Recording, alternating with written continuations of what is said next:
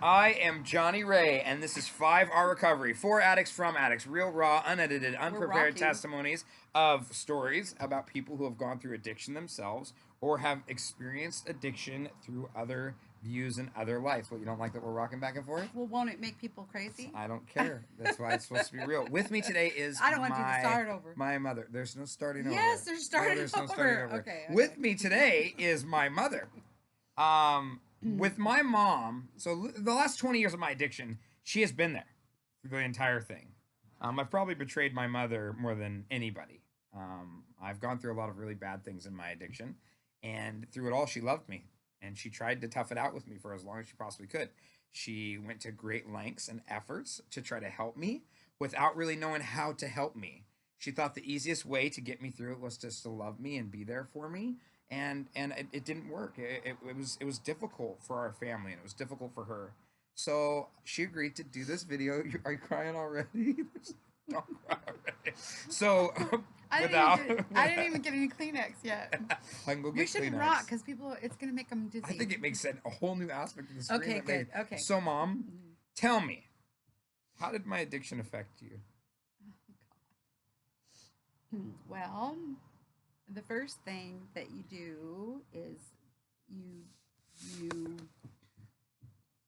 wonder what you did wrong. You turn it into about yourself instead of about your kid because you're like, how on earth could a loving mother not know? For one thing, I didn't know how long you'd been actually an addict. I thought you were just smoking some grass and having a couple beers with your friends like all teenage kids seem to do, like I did, like the majority of the world does. And so how could I not know that it was something more serious? And you ask yourself, what did I do? What made you turn to it? Why was I a bad mom? Was your home life terrible? Did your dad and mine's fighting cause you to, escape from our home? I mean, I thought we had a pretty loving home, and so I blame myself. That's how it affected me. Because I blame myself completely because I'm the one who gave you life and was with you the majority of your life, the majority of the time. I didn't work when you were little, and I loved you with all I had, and there was no book. But for some reason, I blame. I keep even to this day. I blame myself. Did our divorce cause you to go into drugs more? Did you know? So that's how it affected me. Is I beat myself up, even to this day, probably every day. I still beat myself up for it. So what's interesting is that we just had this conversation. We just had this conversation right before we recorded, and I'm like, no, no, no, don't talk about it because I want to get it on film. She asked me, what was it? What drove you to drugs? I thought we had a really good, you had a good childhood. I mean, yeah, your dad and I fought a lot, but really that was not outside of the norm. And I told her I wanted to party. I didn't have anxiety or depression. I had a really good childhood. I wanted to, I wanted to go out and party and have girls and money and power. I wanted to do what I thought things would make me cool, and I did it to expand my mind. The reason this video is important is because every view from different people is important to help people. So I want you to talk about when was the last time that you stopped talking to me when I was in active addiction? What did it finally take for you to stop talking to me when I was in active addiction? Let's talk about a traumatic moment, shall we? We can actually talk about a couple stories. We can talk about the time where you found me and called the cops on me, right? And I walked down the road. Do you remember that? No. In Winlock, yeah. Oh yeah. Oh yeah. And you called the cops because told them I was suicidal, Yeah. and they couldn't arrest me because I wasn't doing anything, and I walked. You remember that? Yes. I remember So that. she has absolutely. You can keep. Go ahead. Talk a little bit about it. You know, it's such a blur to me because I got so upset. And I still am so upset that about some of those things that a lot of it I think I block out and I don't even recall like what made me do it. All I know is that you were just an asshole. I'm sorry. I'm sorry, but you were just an I asshole. was And totally. and you attacked and hurt everybody that loved you and the most, and everybody that was there for you the most. And I know that I enabled you, and I know that your grandparents enabled you, and I know that maybe the choices that we made weren't always the best. But you were just such an asshole. There was a point there when I didn't even want to talk to you ever again. Yeah. And I honestly didn't know, honest to God, did not know that you were a drug addict. I really didn't. I thought you were just an asshole. Well, I was a little of both. We talked about that earlier today, Right. too. I was both. Right. I was an asshole and I was a junkie. Right. You know, that came hand in hand. And you know what? I want to bring up the word enabling. So what she just said about the word enabling is very important because from my grandparents' perspective, from her perspective, it wasn't enabling. It was loving. They thought that they were loving me. Right. And in all actuality, every time I would hit rock bottom, I'd get just about to hit rock bottom, and they would come in and swoop me up and help me.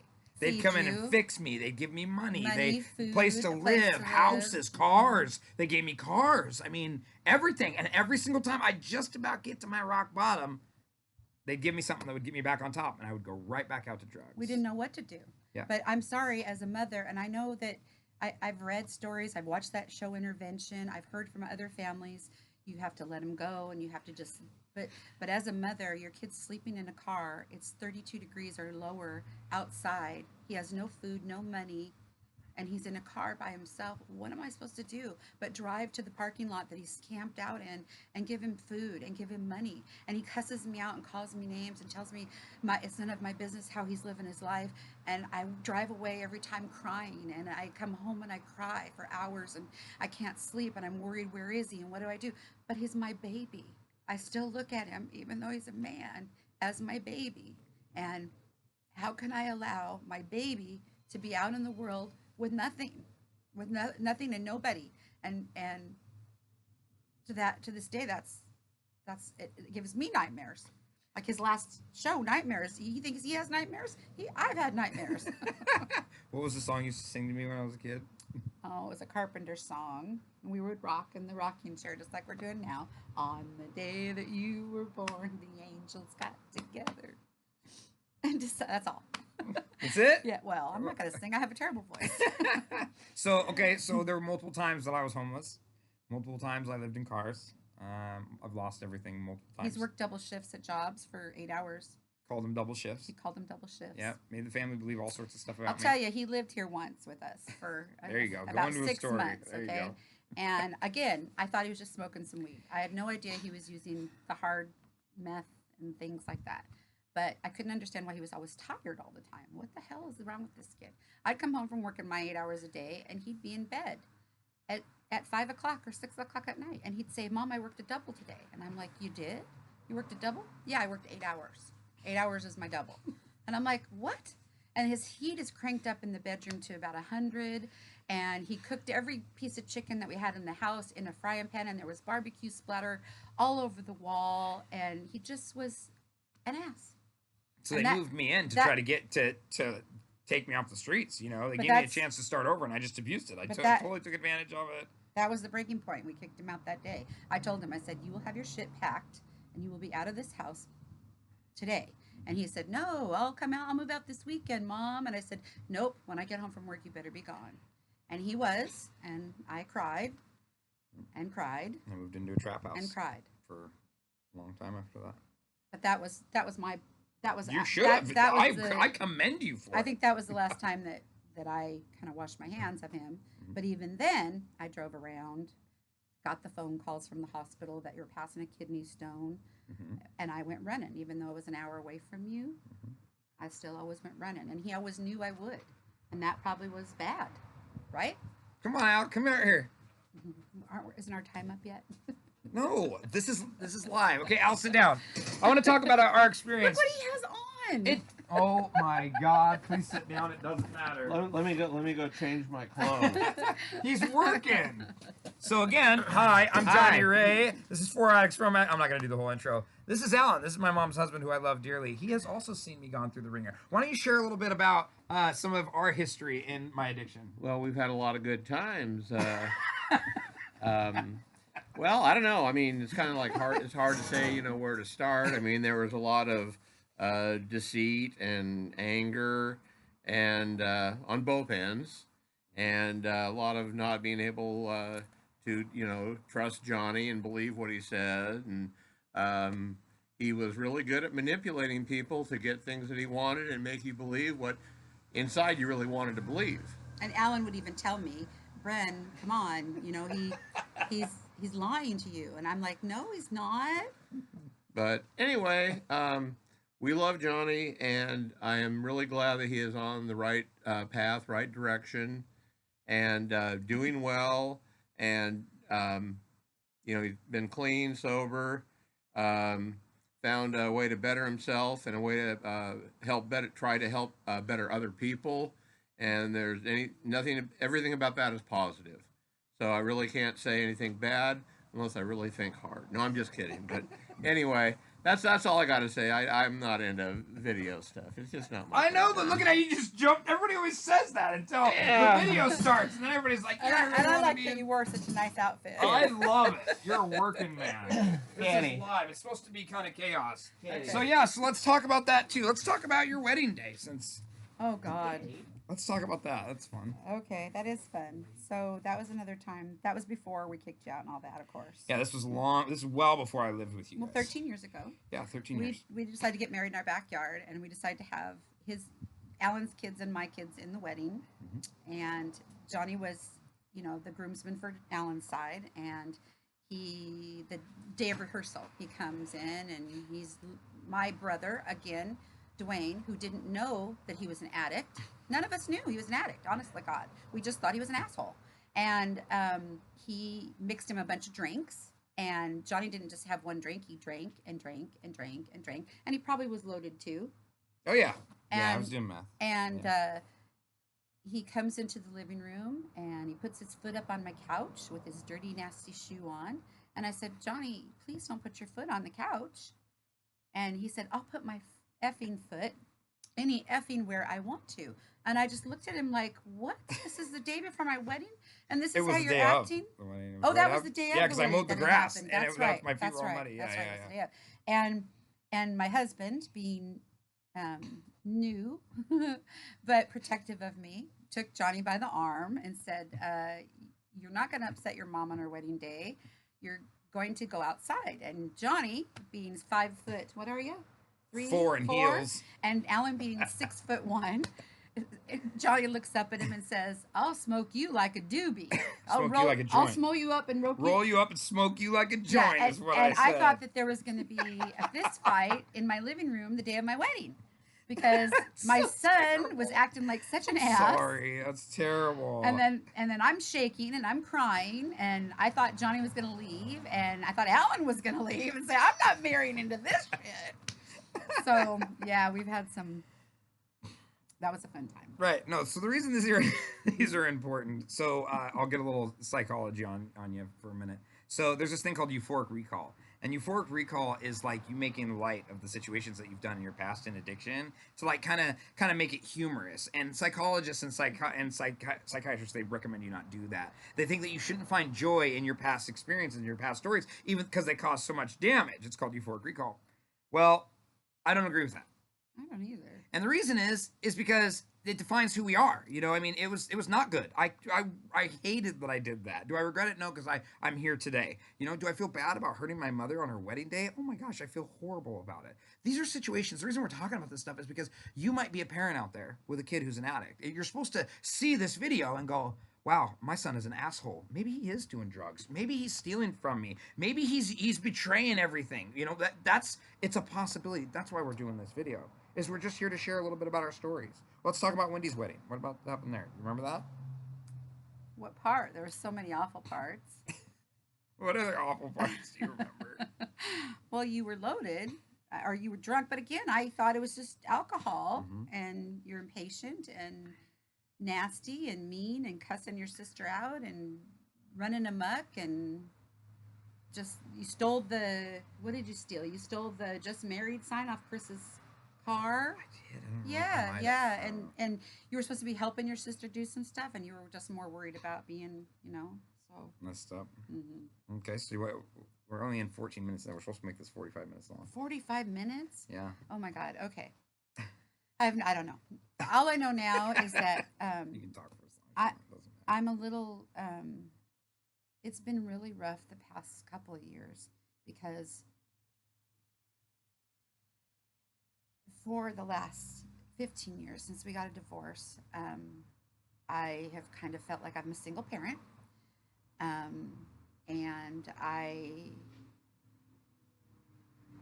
had to deal with all the bullshit for the past 15 years, which I'm not putting Johnny's dad down for not being there. He did what I should have done, but I felt like I was there picking up the pieces and stuff. And now, for the last 2 years where Johnny's actually been clean, I thank God every day for that, but I haven't got to know him. I haven't been around him. I'm here. And so now, but for 2 years, you know, I haven't seen him. I haven't got to really talk to him much. I haven't got to be in his life. So through all this shit, I was there. But for all the joy of him getting clean and sober and healthy, I haven't got to be there. So we're working now hard to build our relationship because we don't really know each other. I only knew him as an asshole, and he only knew me as not like a savior, I guess, or as a whatever I can do to my mom, she'll be there. I can walk on her, I can abuse her, I can call her names, I can do whatever, and she'll be there. She'll come bring me food. She'll come to the hospital. She'll make sure I have a house. She'll whatever. And it's hard to deal with that, going through all the bullshit and not getting any of the good times. So can I talk about that for a minute? Yes. Okay. The amount of damage that I did to my mother and my grandma and my grandpa, the amount of damage that I did is harder to mend because they were there through it all. So my dad, not saying that any which way was right or wrong, Dad really just broke contact with me. You know, he didn't talk to me as much as my mom and my grandparents did. So I caused more damage to my mother and my grandparents, which means that the amount of time it takes to fix and mend that relationship is more time consuming. You know, Dad really just didn't know me. He just didn't know who I was. I mean, and more respect to him for not being a part of the craziness, right?